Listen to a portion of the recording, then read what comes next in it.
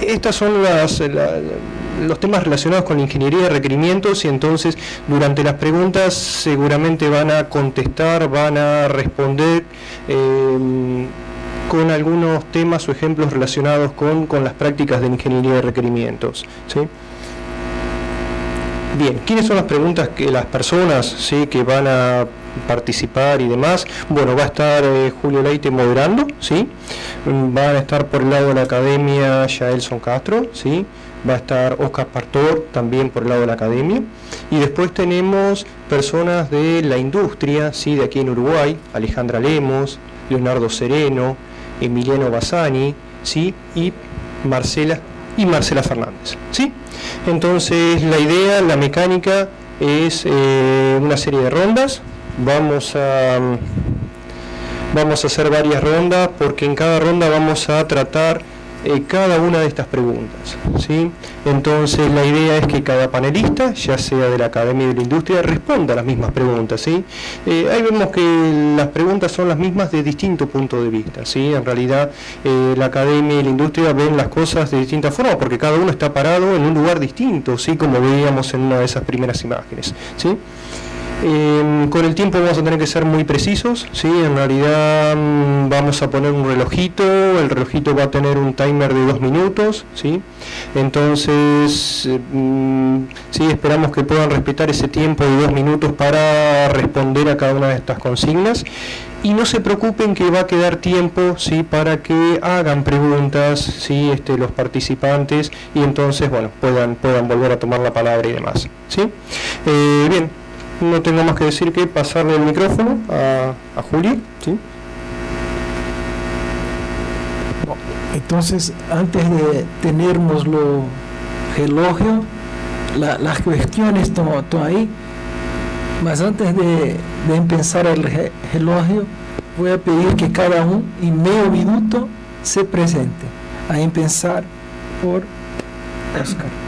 Oscar Pastor, Universidad Politécnica de Valencia y Centro de Investigación en Métodos de Producción de Software, PROS, y también director de una spin-off que se llama GenBiosoft, una empresa dedicada al modelado conceptual del genoma humano en la bioinformática, y bueno, con experiencia durante todos estos últimos años en ingeniería de requisitos desde la perspectiva del desarrollo de métodos de producción de software. Buenas tardes, Alejandra Lemos, directora de proyectos de Genexus Consulting. Genexus Consulting es una empresa que hace 20 años que está en el mercado desarrollando básicamente software a medida, y desarrollamos sistemas de gestión crítica, de misión crítica, como por ejemplo el sistema de trazabilidad del Uruguay, sistema para el Poder Judicial, para la factura electrónica, plantas de despacho, etcétera. Y bueno, venimos a contar un poco cómo hacemos esos sistemas. Buenas tardes, mi nombre es Leonardo Sereno, me desempeño en el rol de Project Manager en OneTree, que es una empresa que se dedica al desarrollo de software. Tenemos clientes en varios lugares del mundo. Eso nos hace en muchos casos tratar de adaptarnos a su forma de trabajo, a sus realidades, y creo que a lo largo de este tiempo hemos ganado en experiencia a través de la interacción con esos clientes, lo cual representa un desafío debido a que culturalmente sabemos bien la incidencia que tienen los aspectos culturales en lo que es la determinación, por ejemplo, de los requisitos. Buenas tardes, mi nombre es Emiliano Bassani, soy ingeniero de sistemas y actualmente curso la maestría de gerencia de tecnología de la ORT.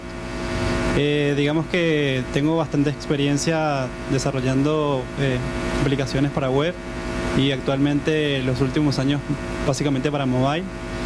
Y actualmente mi rol en OneTree es de Team Leader, por lo que constantemente estoy validando requerimientos y recibiendo requerimientos con los clientes, tanto del extranjero como del país.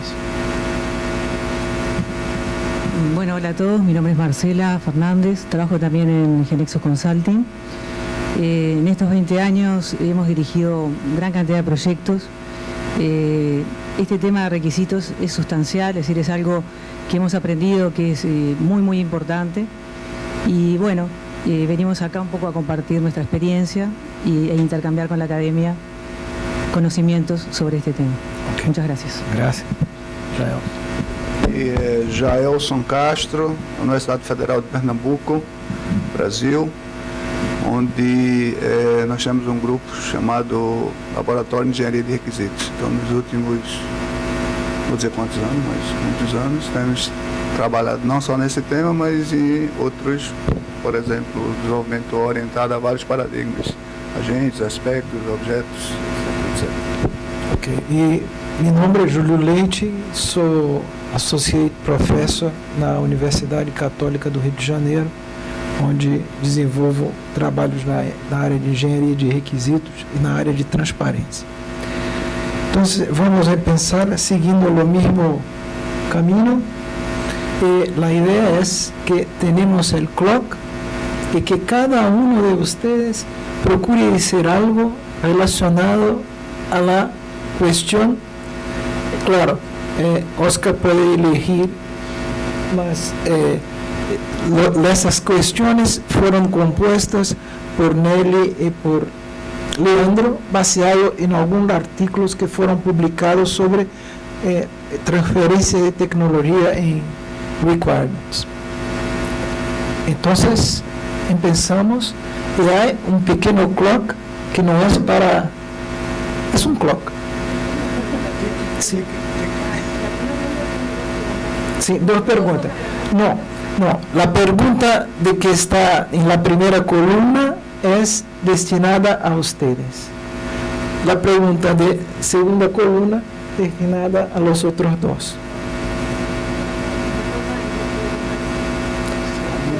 Un minuto para... No, para las dos, discúlpame. Sí, claro. Entonces, vamos a usar los micrófonos para... Voy a empezar respondiendo a la pregunta de si la ingeniería de requisitos, la investigación en ingeniería de requisitos realmente responde a los problemas que aparecen en la práctica. En un entorno como este, que pretende ser un poco también atrevido, yo diría que no, radicalmente no.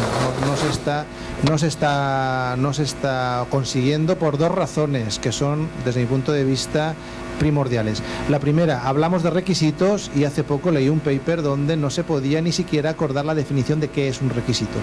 Yo creo que no se puede dar solución a algo cuyo concepto la gente no concuerda acerca de qué es. ¿Qué es un requisito? Si no sabemos lo que es un requisito, ¿qué estamos solucionando? En segundo lugar, las empresas creo que pretenden encontrar soluciones a problemas. Si no encuentran soluciones a problemas, pues simplemente las ignoran la solución prevista. La investigación debería demostrar a la gente que trabaja en empresas que trabajando con requisitos, haciendo ingeniería de requisitos, se consiguen mejores soluciones. Esa sentencia, que parece también muy clara, no llega con claridad a la industria. Y de hecho, en el proceso de producción de software habitual, los requisitos son como el patito feo. Es la hermana pobre o el hermano pobre que no es considerado, porque al final lo importante es el programa. Si los desarrolladores, si los productores de software no entienden que haciendo ingeniería de requisitos su producto software será mejor, nunca lo usarán.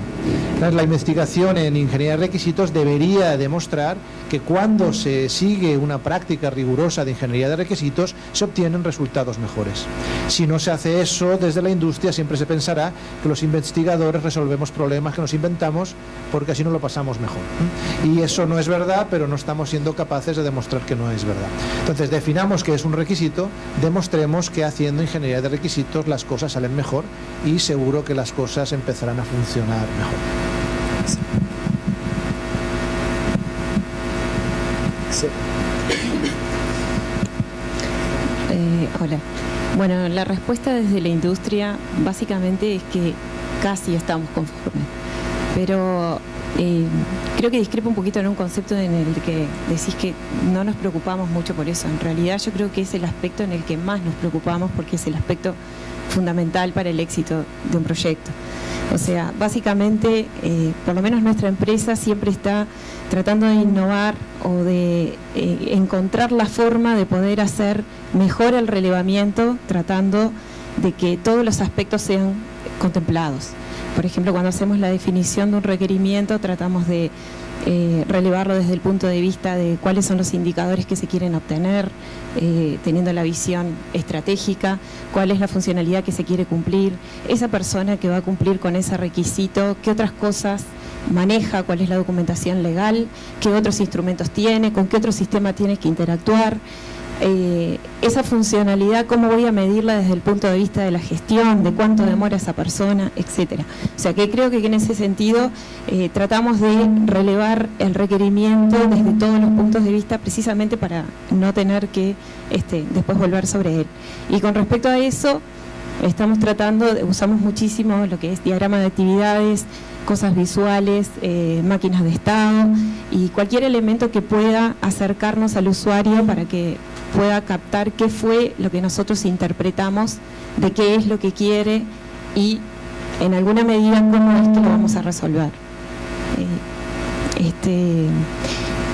En ese sentido, lo que estamos tratando básicamente es tratar, por ejemplo, de darle la visión al usuario de cómo será la aplicación en general para que pueda de alguna forma imaginársela. Y también utilizar muchas veces prototipos, que es lo que nos acerca a los usuarios para poder expresarle de alguna manera cómo es que se va a resolver determinada funcionalidad. Bien, yo creo que en ese sentido lo que existe hoy en día, o por lo menos lo que he visto durante mi experiencia, es una cierta desconexión entre la industria y la parte académica. O sea, todos en cierto modo, en cierta forma, en algún momento egresamos de nuestra universidad con determinados conocimientos, con determinadas herramientas. Y creo que en primer lugar, el error de repente, en primer lugar radica en el profesional mismo que no se mantiene actualizado. Pero desde el lado académico tampoco hay una búsqueda activa más que la publicación de papers por llegar a la industria, y realmente creo que terminamos transitando dos caminos diferentes. Por un lado, la industria dándose contra la pared todo el tiempo y buscando diferentes formas de hacerlo, cuando de repente por el lado académico ya están las respuestas. Así que con respecto a la pregunta en particular, puedo decir que a través de varios papers que he leído y que me han resultado interesantes, sí, creo que hay muchas respuestas. Creo que en particular como profesionales deberíamos aprovechar más los conocimientos académicos que se renuevan todo el tiempo y que no es cuestión de adquirirlos una vez y dormirnos en eso. Y pienso que sí, que en realidad buscamos formas nuevas de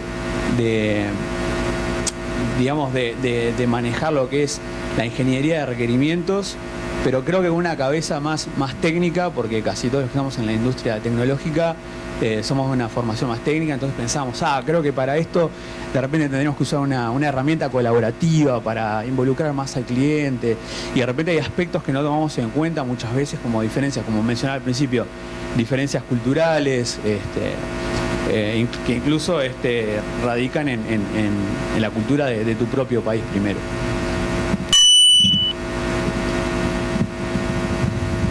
Bien, bueno, como comentaba mi compañero Leonardo, al final de su respuesta, yo considero que es sumamente importante la parte de cómo el cliente gestiona los requerimientos con el proyecto.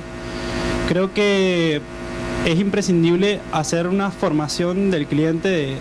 Digamos que en algunas ocasiones puede llegar un cliente con mucha experiencia, pero en otras puede llegar un cliente que digamos que tiene experiencia en desarrollo de proyectos digamos basados en marketing o en productos, pero no en tecnología, y digamos que tiene bastantes diferencias, y está bien que digamos proponer que el mismo equipo de desarrollo le haga un proceso de formación antes de empezar a trabajar en los requerimientos que te va presentando el cliente, y digamos que siempre hacerlos en conjunto y no esperar a digamos tener todo recibido y trabajar cada uno aparte, ¿no? Igualmente, como dice Leonardo, también hay que tomar en consideración que es distinto trabajar con un cliente presencial a un cliente remoto, no solamente por las diferencias culturales, sino también porque es una experiencia totalmente distinta. Creo que es sumamente importante tomar cada caso por separado, para, digamos, hacer los cambios necesarios para que pueda funcionar la gestión de cada requerimiento, y que digamos que la fluidez entre cliente y los desarrolladores funcione y no se tenga que reutilizar, rehacer cosas que no se hayan entendido del todo.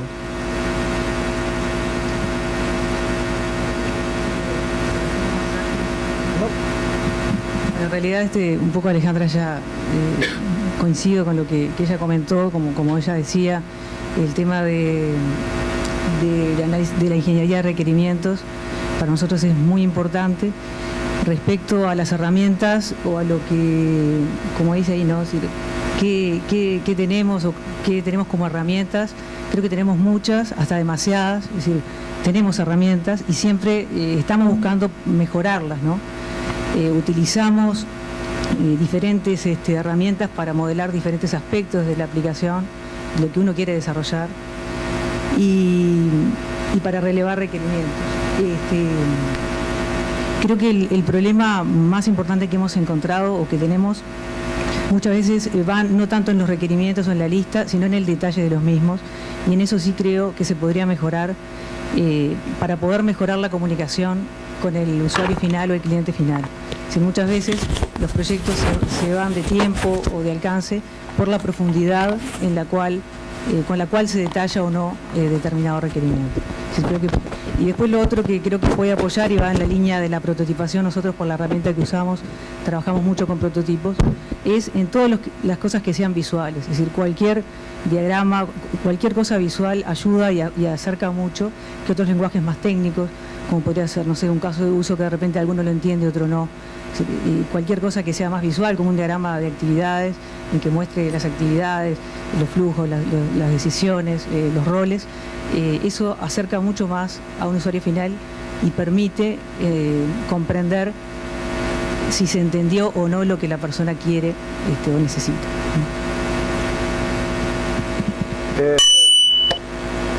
Eu estou num papel bem diferente, não sou nem acadêmico nem industrial, eu sou representante aqui do diabo aqui. Eu sou do contra.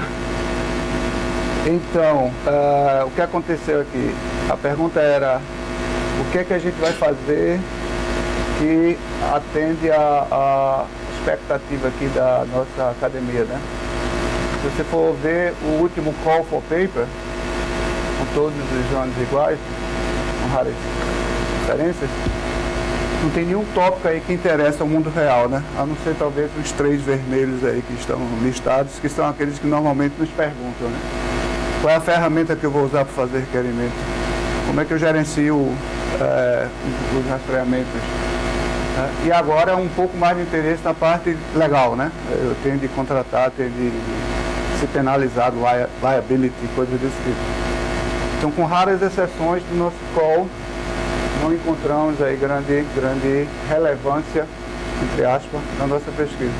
Não precisa ficar nervoso não, Júlio. Se você for olhar o outro call, que é o call mais específico para a indústria, ou seja, vocês aí que estão do outro lado, vocês deveriam então nos ajudar a encontrar o que é que vocês precisam, né, o relatório das experiências de vocês. Mas aí vocês não têm interesse nem têm tempo de fazer isso. Então, normalmente, não há nenhuma grande motivação, até por non-disclosure agreement, né? As pessoas não podem falar do que estão fazendo, e muito menos contar a história ruim, né? Porque a maioria das histórias não é muito boa para ser contada. E aí nós estamos nesse mundo aí meio difícil de fazer algo, a gente não sabe o que é que vocês querem, e o que a gente gosta de fazer dá muito paper, né? Mas também não é muito útil, entre aspas. Suficiente? Ok.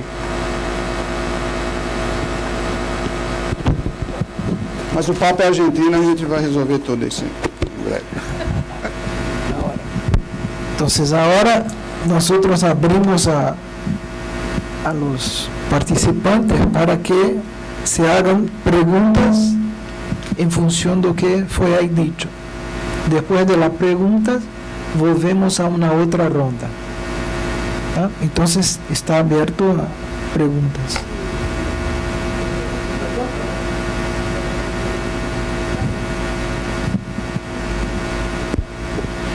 Considerando até a própria fala de Jaelson, né, dessa distância entre a academia e a indústria.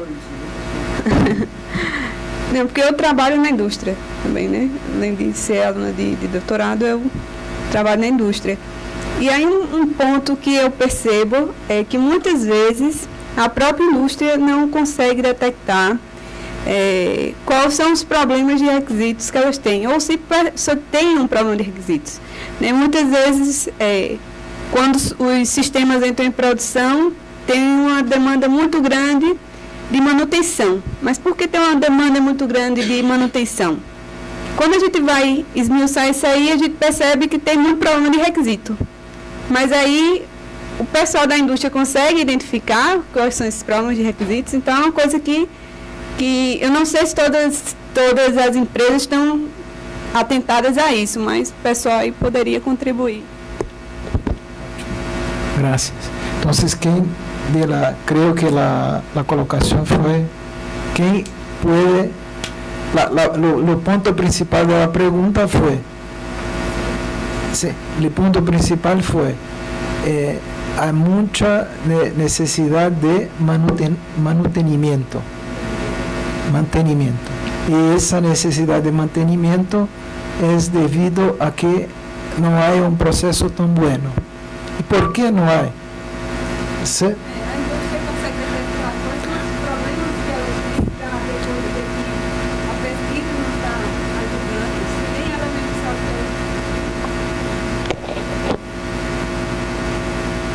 Para ustedes. Posso falar também, se eles quiserem falar. Bien, bueno, nosotros nos hemos encontrado bastante con ese tipo de problemas, de que el cliente, incluso el mismo cliente transmite que no puede ser de que nos demoramos en hacer la primera entrega del proyecto y luego hagamos un mantenimiento tan grande, y es debido a que no hubo buena comunicación en la definición de los requerimientos y digamos que a nivel contractual tenemos ese tipo de problemas. Lo que nosotros hemos detectado es que para poder mejorar estos escenarios tratamos de hacer las entregas lo más cortas posibles,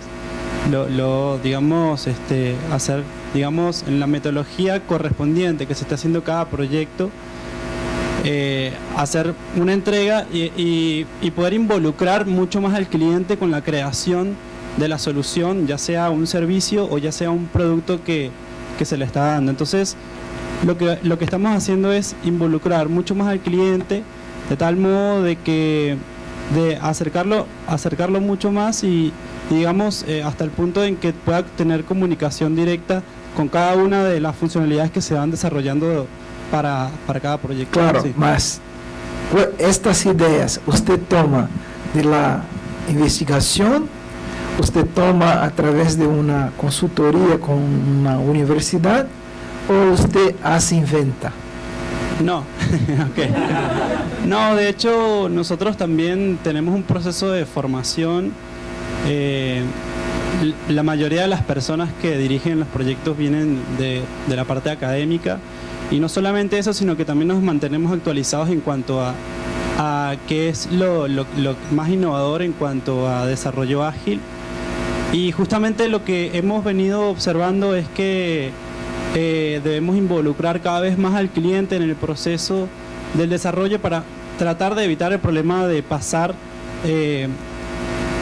tiempo del proyecto a tiempo de mantenimiento. Una otra persona gustaría de comentar. ¿Tenemos cuántos minutos a más? Sí, por favor. A ver, primero distinguiría un poquito, después que se termine el desarrollo de software, los ajustes que haya que hacerlo para obtener el producto deseado, que eso sería como en un periodo de garantía para después que se entregue el producto ver cómo está. El otro tema sería el mantenimiento evolutivo propio de la aplicación, que muchas veces queda a cargo del cliente. O sea, en el caso nuestro, por ejemplo, entregamos las cosas y queda a cargo del cliente. Muchas veces nosotros también estamos después participando del equipo de mantenimiento de ese producto. Pero yo no lo percibiría como un problema, porque no es un problema, es una realidad. cambia la realidad, cambia la tecnología, cambia la normativa y por lo tanto el producto tiene que ir evolucionando. Pero eso no significa que sea que estuvo mal definido o que estuvo mal hecho. Creo que después que se tiene un producto, la parte del mantenimiento es natural si ese producto permanece vivo. Y hay que hacerlo. Lo que sí hay que tener es una buena gestión del cambio. Y hay que involucrar a la contraparte, digamos, al cliente para que pueda priorizar las cosas que hay que cambiar, pueda decir, bueno, esto es lo más importante, se pueda planificar eso, se cumpla con las entregas y existe una verificación y una validación y, como decía él, un involucramiento por parte del cliente para, por ejemplo, definir los casos de prueba, etcétera. Y en ese caso, hacer que el mantenimiento sea algo natural y que no sea, si el producto estuvo bien definido, el mantenimiento no es una corrección de errores permanentes, sino que más que nada un mantenimiento evolutivo para mejorarlo y para adecuarlo a las condiciones de la realidad. Perfecto. Hago la misma pregunta a usted, sí, en el sentido de cómo usa los resultados de investigación en su trabajo. Nosotros en realidad adoptamos los resultados de las investigaciones y del trabajo y los adaptamos, digamos, de acuerdo a la metodología. Por ejemplo, las metodologías ágiles es algo que utilizamos también en nuestros proyectos, pero depende el proyecto, si es muy grande, las dimensiones que tienen, en qué caso se puede adoptar esa metodología de una forma estricta. Muchas veces tomamos lo que sirve de esa metodología. Por ejemplo, el tema de las entregas tempranas es algo que los desarrollos sean evolutivos e incrementales y que existan entregas en el corto plazo es algo que tenemos sumamente incorporado a nuestra metodología. Hemos hecho proyectos en los que de repente en determinada fase o en determinada etapa hacemos el uso de Scrum de repente y hacemos un seguimiento ágil, reuniones todos los días, seguimiento de repente no tan estricto, pero sí se hace. Pero hay otros proyectos que por su envergadura, por el tamaño o lo que sea, no es tan fácil de repente aplicar eso. En cuanto a todos los estándares, o sea, a utilizar la metodología, la gestión, los ciclos de vida del producto y después todo lo que sea documentación, diagramas de casos de uso o diagramas de actividad, lo que sea, está todo incorporado. O sea, nosotros estamos muy alineados a PMI también y trabajamos, entonces trabajamos con todos los estándares que existen. Sí, algún comentario adicional, un poco también ligado a que un proceso de producción de software, vos hablar como industria, como empresa ahora, no como academia. No sobró ninguém na academia. No sobró ninguém na academia. Un proceso de producción de software tiene que tener una fase de modelado organizacional, de ingeniería de requisitos, una fase de diseño y una fase de implementación. Entonces, ¿dónde está el problema para la industria? Vos se fala que el problema está en el mantenimiento, en los requisitos y yo no tengo muy claro. El problema no está en los requisitos. De hecho, el problema está en el diseño y en la implementación. Y el problema del mantenimiento es para mí no es un problema, el problema es para la empresa que paga el mantenimiento. Para mí es bueno, porque cuanto más mantenimiento tenga, más plata voy a generar. Entonces yo tengo que tener un proceso de adaptación al cambio, eso es importante, proceso de adaptación al cambio. Si el cliente va mudando requisitos, yo cuando más incertidumbre tenga el cliente va a ser mejor para mí, porque yo voy a tener que intentar hacer lo que le quiero. Entonces, ¿dónde está el problema realmente? Para una empresa el problema no está en los requisitos, porque los requisitos siempre existen. Nadie puede inventar una aplicación. El problema es hasta qué punto los requisitos son explícitos o implícitos. Los seres humanos tienen tendencia a decir, bueno, yo quiero hacer una cosa y la hago.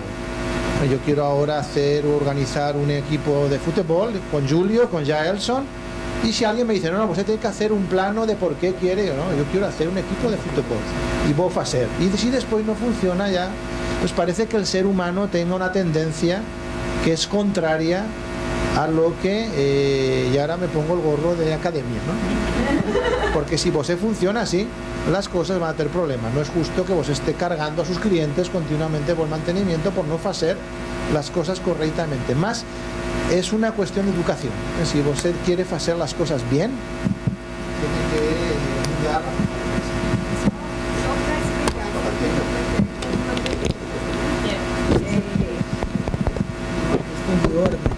vamos para a otra y después podemos volver a eso. Si no, no tenemos tiempo para cubrir a todo.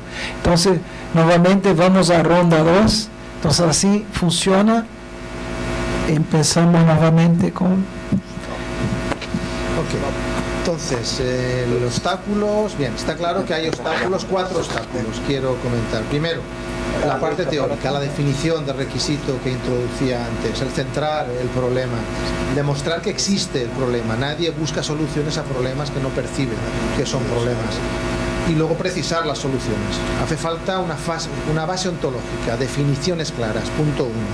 Punto 2, demostrar la eficiencia. No se demuestra la eficiencia de las soluciones. No llega esa percepción de calidad a quien tiene que usar las soluciones. Por tanto, la falta de soluciones eficientes es el segundo punto importante. Tercer punto, hacen falta técnicas. Hay que utilizar herramientas que sean usables, que sean ágiles, que permitan que la gestión de los requisitos se embeba en el proceso de producción de una manera natural, no de una manera forzada. Todo lo que es forzado al final parece que va a tener dificultades a la hora de ser usado de forma masiva. Entonces, tercer problema, la existencia de medios adecuados para aplicar esas soluciones. Finalmente, un cuarto problema que es de formación. Hay que mejorar la formación, hay que potenciar la disciplina de la ingeniería de requisitos, hay que entender que hacen falta ingenieros de requisitos y que son también parte de un equipo de ingeniería del software y tienen que estar aceptados y respetados por el conjunto de compañeros de ese equipo. Estos son los 4 puntos fundamentales que sumarizo. Definiciones claras y base ontológica, 1. Soluciones, 2. Medios para aplicar las soluciones que funcionen correctamente, 3. Y expertise, formación, conocimiento de lo que hay que hacer para que todo eso finalmente funcione de una manera integrada.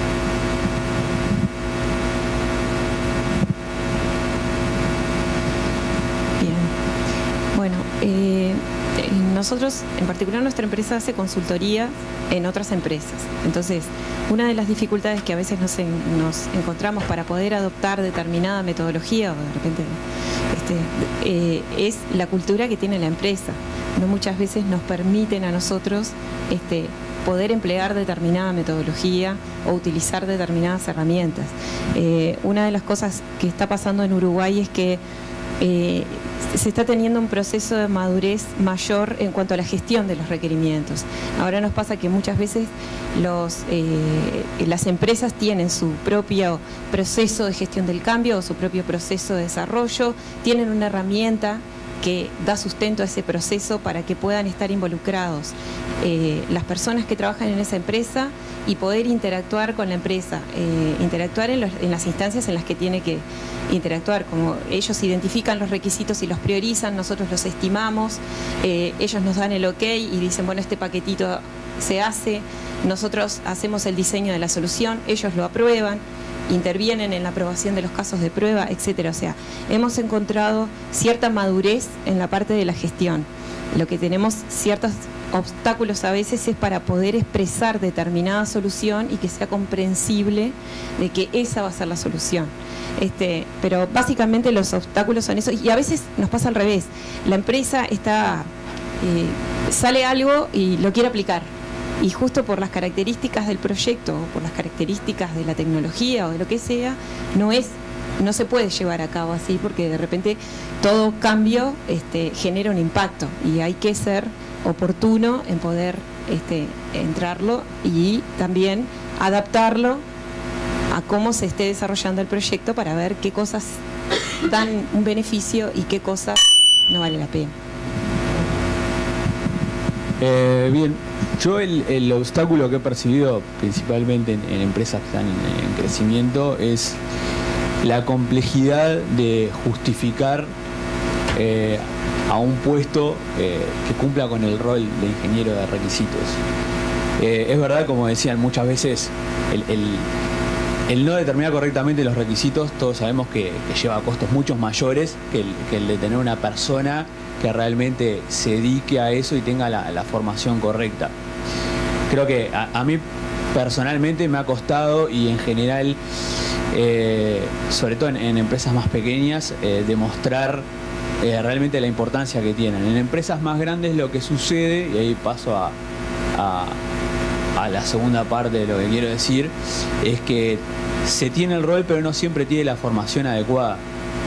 Muchas veces lo que sucede es que no tiene la base conceptual o las habilidades. Por ejemplo, es muy importante para alguien que se desempeña en esa posición, y mucho más importante quizás que la parte técnica, las habilidades interpersonales.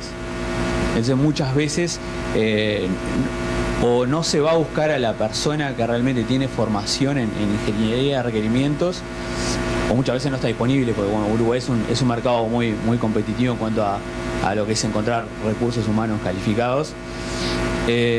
Entonces creo que eso termina siendo, en los dos casos, en los casos de empresas grandes y pequeñas, un obstáculo a la aplicación de todo lo que nos puede aportar las metodologías desarrolladas por el ámbito académico. Esa es mi respuesta. Bien, bueno, a su vez que mi compañero Leonardo indica, también he vivido la experiencia de estar en empresas muy pequeñas que crecen exponencialmente en periodos muy cortos.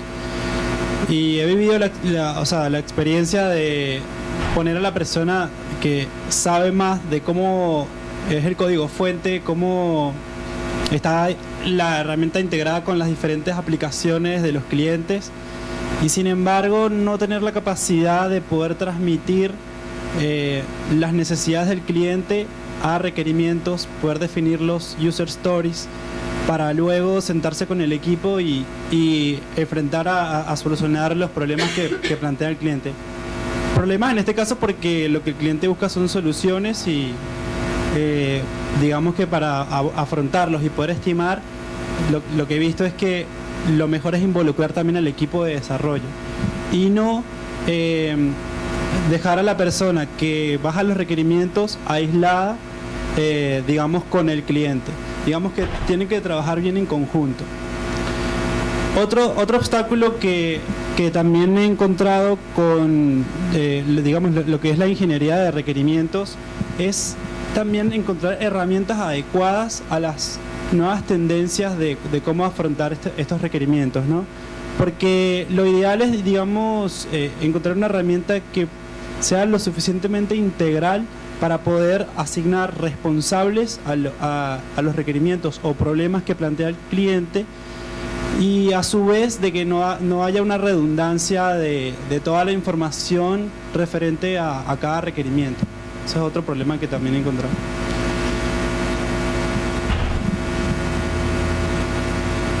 Bueno, desde mi punto de vista creo que una de las dificultades o obstáculos que se mencionó es un poco el tema de la formación. Es decir, creo que creo que hay un poco un debe de repente esa tarea especializarla más aún, es decir, tener personas dedicadas y con una formación específica en requerimientos, más fuerte de repente de lo que hoy día se hace. Hace unos años, por ejemplo, con el área específica de test pasaba eso, de repente no se tenía un equipo aparte, independiente de test de la aplicación. Hoy día eso es algo bastante común. Los requerimientos creo que está madurando, pero que todavía falta. O sea, nosotros en varios proyectos incorporamos la figura, el rol de ingeniero de requerimientos específico, con formación, y quienes son en definitiva quienes pueden llevar a la cancha a los proyectos diferentes, a los sistemas, lo que aprenden o las nuevas investigaciones, lo que la academia va generando. Es decir, tener más foco. O sea, en definitiva creo que un obstáculo es que no estamos teniendo de repente tanto foco por un tema de que en general el foco está en la implementación, en el desarrollo, en la codificación, y no tanto en los requerimientos, cuando lo primero, que son los requerimientos, debería estar toda o mucha de nuestra energía, o la gran mayoría, porque de eso depende que se desarrolle lo correcto y que por lo tanto la aplicación cumpla con lo necesario.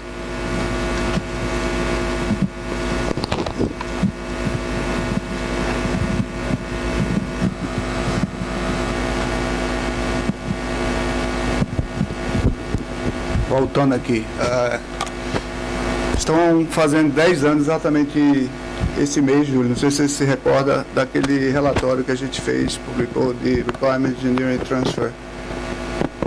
Também um portão, 10 anos depois, se as lições foram aprendidas ou não. Mas antes disso, eu queria recordar que o nosso ciclo de maturação, né, clássico, que já foi proposto aí há algum tempo pelo Bradwine e Riddle, mostra que para sair da ideia inicial até a adoção, né, a popularização, leva em média de 20 a 30 anos de qualquer tecnologia. E a grande maioria para ali no amarelo, no penúltimo. Não consegue passar de ser adotado por outros, fora do seu próprio grupo, para ser então realmente um produto comercial e de larga adoção, né? E se você for ver, e aí o relatório nosso de 10 anos atrás, que ainda permanece pertinente, as causas são muitas e não se consegue resolver. 10 anos atrás nós identificamos, por exemplo, um dos fatores, infraestrutura. É necessário uma infraestrutura adequada para a adoção de qualquer tecnologia. Mas nem sempre se tem essa infraestrutura disponível. Segundo, management support. Você precisa ter realmente um evangelista, né, de alto nível, aquele que realmente vai comprar a ideia. Terceiro, as expressões de market orientation. Você está sempre querendo estar, né, na moda do dia. Qual é a atual? É ágil? É o que? Sei lá. Então, se você não tiver naquilo, você está com algum problema. O quarto, que já foi citado aqui, é a questão de educational. E o quinto, a falta de confidence de vocês com o que a gente tem para transferir.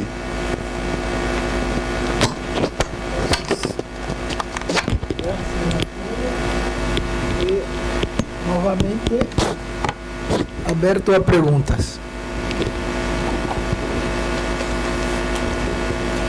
Eu tenho uma pergunta, posso fazer? Primero, vamos a ver si los otros de la audiencia tienen una pregunta.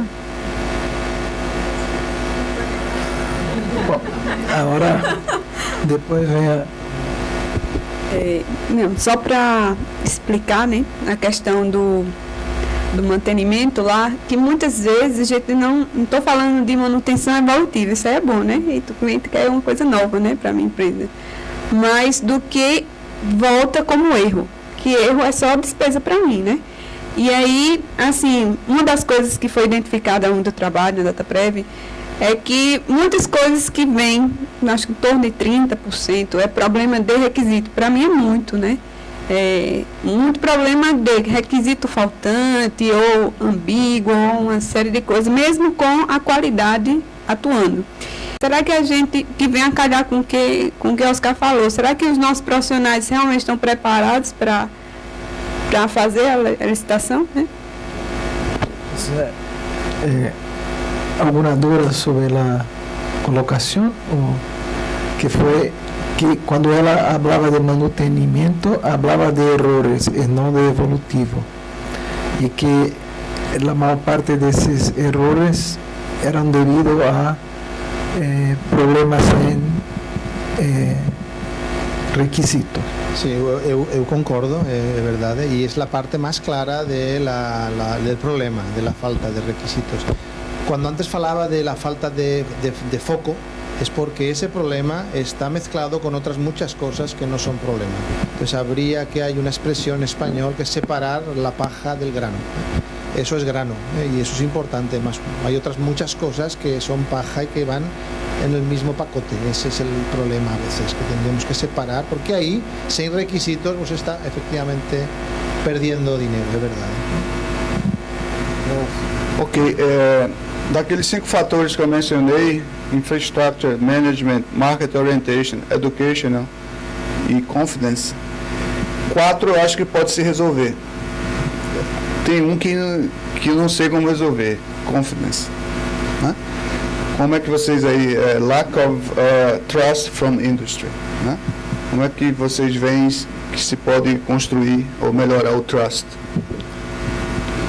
Então, primeiro a pergunta, há uma falta de confiança da indústria, confiança? uma falta de confiança da indústria ou não? E se há, o que se pode fazer? Eu acho que Ajá. Mútua. En nuestro caso no. ¿No? O sea, en nuestra empresa en particular tenemos un departamento de investigación. Genexus es un MDD que tiene 20 años, entonces hemos tenido que en muchos casos hacer nuestra propia investigación, nuestras propias herramientas y nuestra propia metodología, pero yo no diría que es una falta de confianza, en todo caso una falta de acercamiento. Y lo que sí hemos logrado trabajando con nuestro departamento de investigación es que todos los productos, las técnicas y las metodologías que han surgido surgen de necesidades de los desarrolladores. Por lo tanto, pienso que ese es el camino, de repente pensamos hacer algún proyecto conjunto donde tratando una realidad concreta de un proyecto se puedan ver cuáles son las necesidades para que surjan las mejores soluciones, las que puedan acercar. Ok, só um comentário. Eu acho que aí está a raiz do problema. Nós não somos engenheiros. Porque engenheiro, nenhuma empresa de engenharia vai fazer sua própria solução local. Tem lá os conhecimentos que estão, né, há séculos ou até décadas compartilhados e encapsulados e tal. E a nossa área aqui, cada um quer inventar a sua própria solução local sem tomar sequer conhecimento do que está acontecendo no resto do mundo. Entonces, vamos ahora a la tercera ronda. Lo mismo.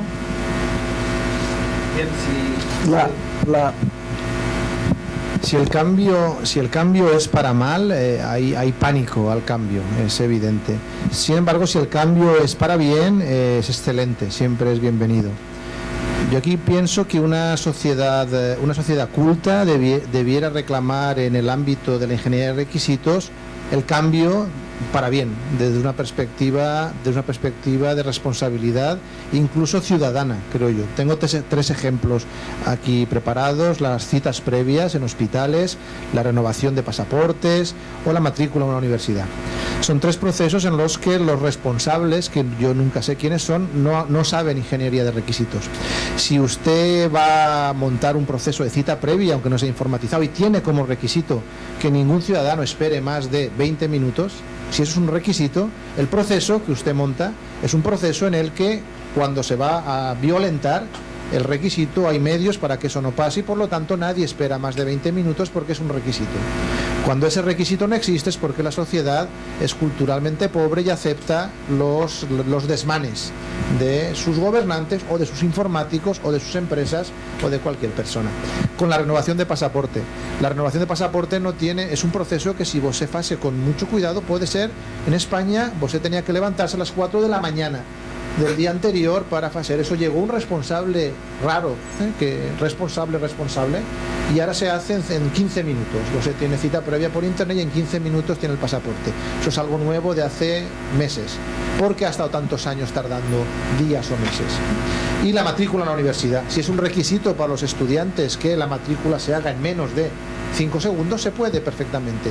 Más si no hay ningún requisito, ocurre como en la cita previa en España todavía, que hay médicos que piensan que vos es citado por la mañana y cuando le toque el turno, aunque espere 8 horas, eso es una sociedad que no pide requisitos porque tiene pánico al cambio por falta de cultura. Yo espero que en los requisitos seamos suficientemente cultos para saber cuándo hay que utilizarlos para producir mejores productos.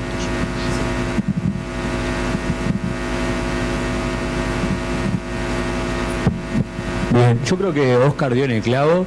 Quiero diferenciar nada más la cultura de un país con la cultura organizacional. Es verdad que la cultura organizacional está embebida en la cultura de un país y hereda muchísimo de eso. Creo que en general, cuando los cambios se demuestran como positivos, no generan resistencia.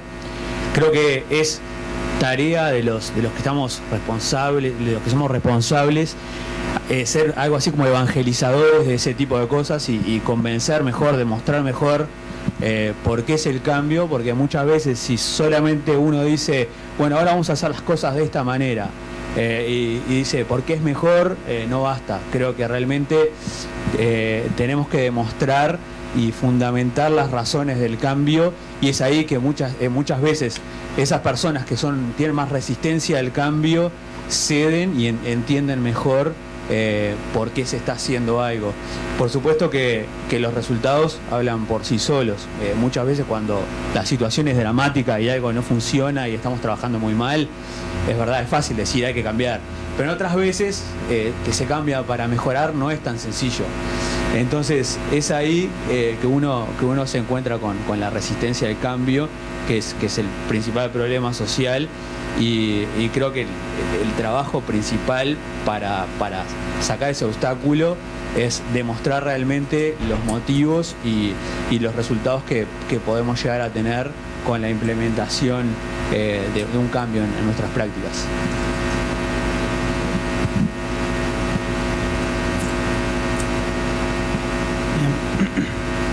Sí, estoy totalmente de acuerdo. Lo que, digamos, nosotros hemos tenido como experiencia a través de tomando en cuenta el factor social del cambio, es también el recurso humano, porque con, digamos, determinado recurso humano los cambios te pueden costar más o menos adaptarlos. Creo que lo que considero es que finalmente, a pesar de que con algunas personas debas usar otras técnicas y puedas demorar más tiempo en que se adapten al cambio, finalmente si el cambio está haciendo una mejora en todo el proceso, la van a adaptar correctamente. A pesar de que tome un tiempo, digamos, hacerlo de manera un poco forzada. Sin embargo, si luego pasa un determinado tiempo y sientes de que aún así son adversos al cambio y que se sienten incómodos, yo creo que hay que hacer una revisión de en verdad cuál fue el cambio que se hizo, porque pudiste haberse saltado alguna etapa que era fundamental y digamos,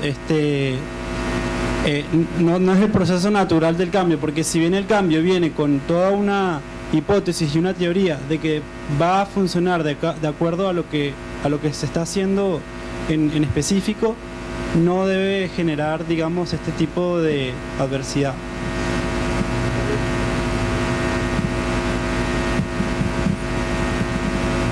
Bueno, como todos dijeron recién, si el cambio es bueno, es para mejor, seguramente las prácticas se van a adaptar para adoptarlo, ¿no? Es decir, creo que cambiar las prácticas siempre que se pruebe que son positivas, que sirven, hay que ser muy práctico en estas cosas. Si sirve, se va seguramente a adoptar. Resistencia siempre hay, porque a nadie le gusta salir de la zona de comodidad. Si está acostumbrado a trabajar de determinada manera, es más cómodo quedarse ahí.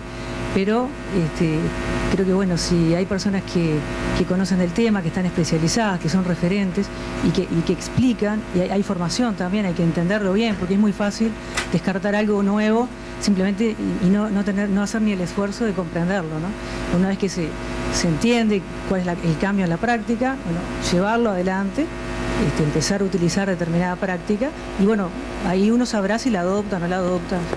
Pero creo que, bueno, en definitiva, si es para bien, siempre va a ser fácil adoptarlo.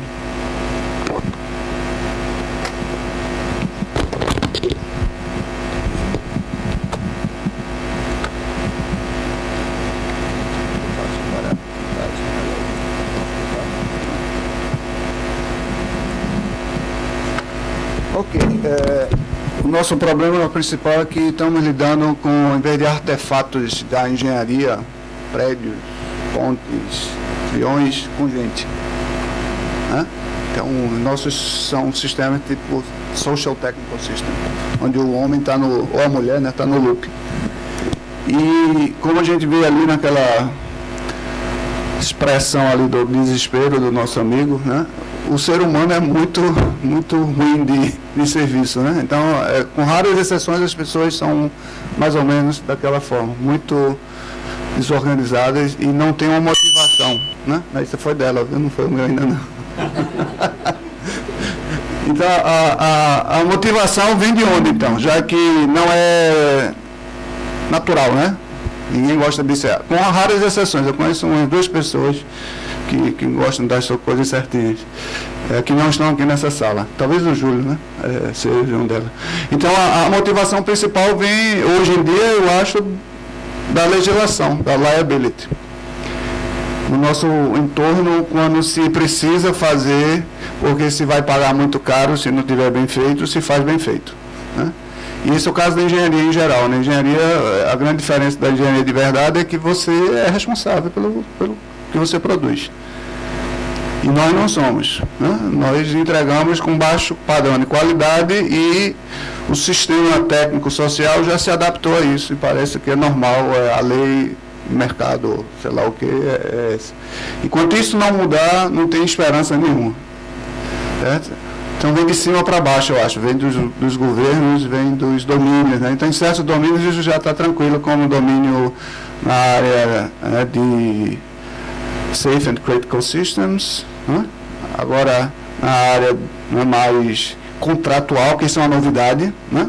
Nós estamos cada vez mais precisando acertar os contratos, e aí contratos se baseiam em quê? Requerimentos. E aí a chance está por aí no futuro de melhorar o padrão. Excelente.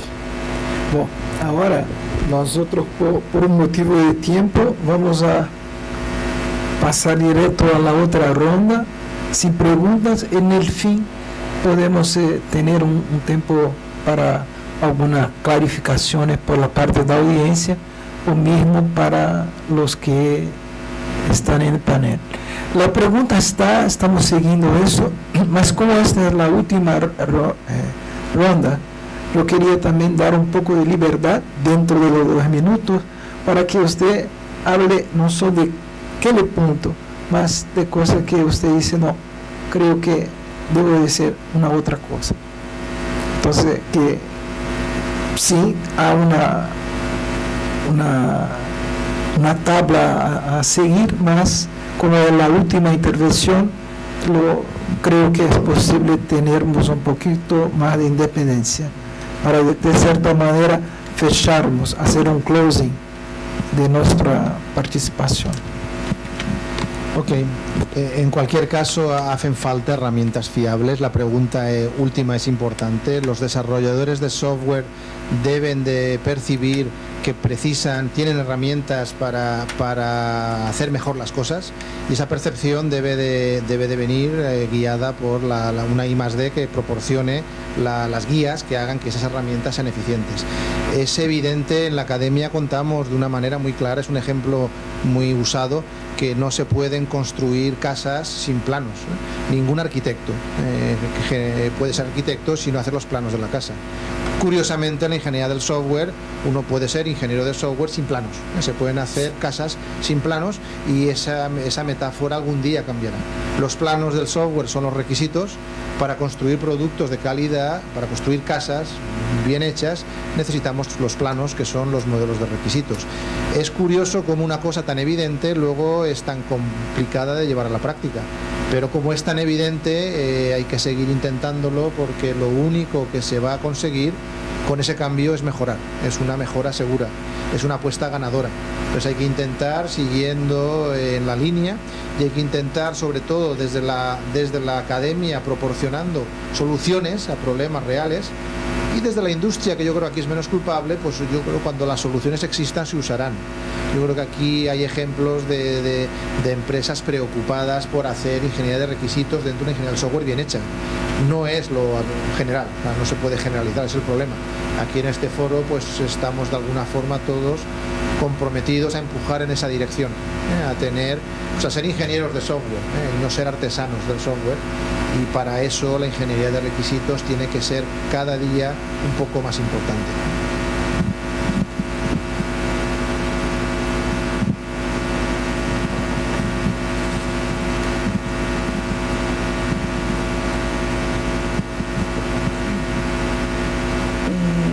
Bueno, con respecto a la pregunta propiamente dicho, creo que ya contestamos que estamos abiertos a tener proyectos conjuntos y a poder trabajar. En cuanto a la ingeniería de requisitos, yo creo que todo el tema de investigación y de relevamiento ha cambiado muchísimo a través de los tiempos, y antes si bien se relevaba determinada área o determinado pedacito de la empresa o determinada funcionalidad, ahora con los procesos que pasan por toda la empresa y tener esa visualización de los procesos ha contribuido mucho, porque los sistemas no resuelven una cosa sola, o la funcionalidad de repente es atravesada por muchos procesos. Y hay muchos aspectos que están vinculados a una funcionalidad. La funcionalidad no es solo lo que hace el sistema, sino cómo la voy a explotar, qué elementos de control de gestión puedo tener para ver cuánto demora la persona en hacerlo, qué propiamente tiene que hacer esa funcionalidad, si es de gestión o si es de registración, etcétera.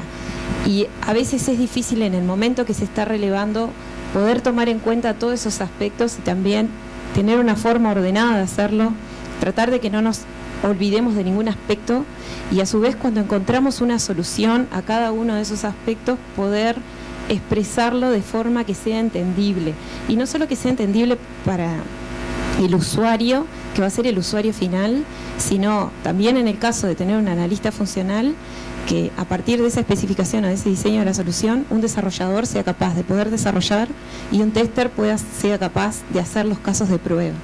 O sea, necesitamos como algo que atraviese la funcionalidad, que la vea como un todo y que ayude a poder no solo relevarla desde un todo, sino que cuando se hace el diseño para resolver todos los aspectos, poder mostrarlos de una forma entendible y para todos nuestros interlocutores. Bien, yo miro la pregunta y a su vez me cuestiono, ¿tendrían que realmente ser los desarrolladores de software los que alcancen la comunidad o tenemos que buscar otro perfil que no sea un desarrollador de software que realmente se interese por eso? ¿Me explico? Estamos hablando de que falta un perfil de ingeniero de requerimientos y muchas veces, por lo menos cuando yo veo desarrollador de software hoy en día, lo veo como una persona que ya está o más bien en el proceso de desarrollo mismo o en la codificación propiamente dicho, o a nivel de arquitectura, de diseño. Creo que yo más bien trataría de fomentar otro perfil que sí sea un nexo entre lo que es la parte académica y la parte de industria. Creo que ese perfil falta hoy en día, o hay muy pocos realmente. Creo que es un perfil que sí tiene que tener un background tecnológico, pero que no es esencial. Y me parece que hoy en día en el mercado laboral no es muy común encontrar personas como dije hace 3 preguntas más o menos, 2 preguntas, con la formación adecuada. Creo que ellos sí son los que estarían en permanente contacto con la parte académica y harían que los desarrolladores de software tengan un input adecuado, porque el desarrollador de software, al fin y al cabo, los requisitos se definen, luego se define un determinado diseño del software y ese diseño del software se termina codificando y ahí recién entran los desarrolladores de software. Es verdad que muchos de nosotros estamos en posiciones en las cuales tenemos que determinar requerimientos y además fuimos desarrolladores de software en algún momento, se dan las dos cosas. Pero digamos que habiendo pasado por las diferentes fases, me doy cuenta de que cada vez más es necesario un perfil independiente que determine requerimientos. Bien, bueno, yo en realidad, un poco diferenciándome de mi compañero, a su vez comparto que es importante contar con el recurso humano que, digamos, encaje en esta metodología de abordar requerimientos y transmitirlos al resto del equipo. Sin embargo, también concuerdo con mi compañera en cuanto a que una herramienta es muy necesaria porque, lo que considero es que por más que la persona pueda tener todas las facultades de gestión que se necesitan para llevar a cabo el proyecto, lo que he visto, porque he visto personas que en realidad son bastante capacitadas, es que les cuesta encontrar una herramienta para que todo el equipo pueda funcionar con ella, y cuando hablo de todo el equipo hablo en realidad desde el cliente hasta el que hace las pruebas unitarias.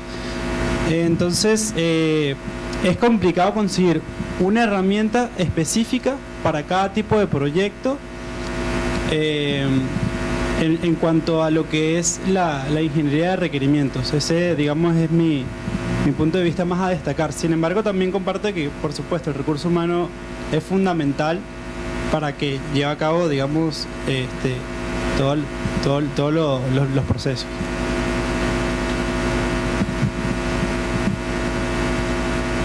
Bueno, creo que lo interesante sería unir, digamos, tener algún proyecto, tener proyectos académicos, de repente proyectos reales. Nosotros eso lo hacemos con varias universidades acá en Uruguay, de alguna manera para comprobar si determinada práctica que es sugerida de ingeniería de requisitos sirve o no, o para qué tipo de proyectos sirve y para cuáles no, si probarlas en la práctica, así cómo llegan al... Yo cuando leo ahí software developers, entiendo que es una empresa que desarrolla software, más allá del rol específico, ¿no? Es decir, cómo llega a una empresa que desarrolla software, cómo alcanza la comunidad de investigación. Y creo que una forma también sería, con la idea de especializar la tarea de ingeniero de requisitos. Si hay especialización, esa persona va a estar con la formación, va a estar al día respecto a las últimas prácticas en lo que es requisitos, y también lo va a poder aplicar en casos reales. Creo que es vía la especialización de las personas, haciendo más profesional esa tarea. Digo, como tú decías hoy, el ejemplo de las casas, creo que hay que llevarlo a eso, tiene que existir, y que esas personas estén especializadas y conozcan, digamos, qué es lo que dice la academia y qué nuevas prácticas se están sugiriendo, ¿no? Para poder aplicarlas y ver cuán buenas son o no. Creo que viene más que nada por eso, por hacerlo en forma más profesional. Ok. Quer o microfone? Ok. Já está? Listo? Grande finale. Nós somos muito ruins de marketing, porque estamos aqui no Uruguai e temos 150 pessoas interessadas em engenharia de software, requisitos e software experimental, né? Engenharia de software. É muito pouco, né? Vamos para o Rio agora em julho, trazer a conferência que está na maioridade, né? 21 anos, e vamos ter o que, Júlio? 200 mil pessoas. Não vai encher o Maracanã, né? Infelizmente. Quer dizer, você consegue colocar 500 pessoas, se tiver muita sorte, 200 pessoas, né? Então, algo se passa, né? Abaixo do Equador e acima do Equador também, né? Porque não estamos chegando lá. Isso é certeza, né? E aí, o que é que precisa fazer, fora tirar esse reloginho aí da frente, é saber onde é que está o dinheiro, né? Onde é que se está perdendo ou se está ganhando dinheiro. E follow the money, essa é a lição número 1 que tem de se saber. E no momento que a gente conseguir chegar lá e justificar que você vai ganhar muito com engenharia de requisitos, então a gente chega lá. Até lá, a gente vai ficar aí na periferia, né, da ciência e da indústria. Ok? Então, espero que daqui a mais 20 anos, né, Júlio? 21 anos, a gente esteja aqui ainda se reunindo frequentemente e em lugares agradáveis como esse, mas tendo um impacto maior na vida real, certo? E ontem eu até fiquei contente quando o Bill, né, falou que o projeto mais bem sucedido dele lá no México, né, que era da Bolsa de Valores, não sei se vocês perceberam, isso passou muito rápido, mas 15% foi gasto em requisitos. Era a segunda atividade que mais se gastou foi em requisitos. E aí talvez tenha explicado por que está melhor do que a média, aquele caso de sucesso deles, porque se gastou mais, se investiu mais e provavelmente se evitou os problemas que foram citados aqui. Bom, estamos com o tempo muito curto. Depois, se houver perguntas, falamos durante o café. Só um comentário que ainda não apitou aqui, não, né? Como dizia Neil Maiden, um colega lá de Londres, a gente tem que cobrar mais para ser valorizado. Ele disse que tem uma dificuldade enorme, porque quando ele cobrava a hora de trabalho dele baixinho lá no mercado financeiro de Londres, era ignorado. Então, se ele fosse um consultor verdadeiro, valorizado, era no mínimo 5 a 10 vezes mais do que o que se cobra na nossa área. Bom, Então, primeiro, agradecer a todos e agradecer personalmente porque eu he aprendido muito e também agradecer porque estamos aqui no web. Muchas gracias.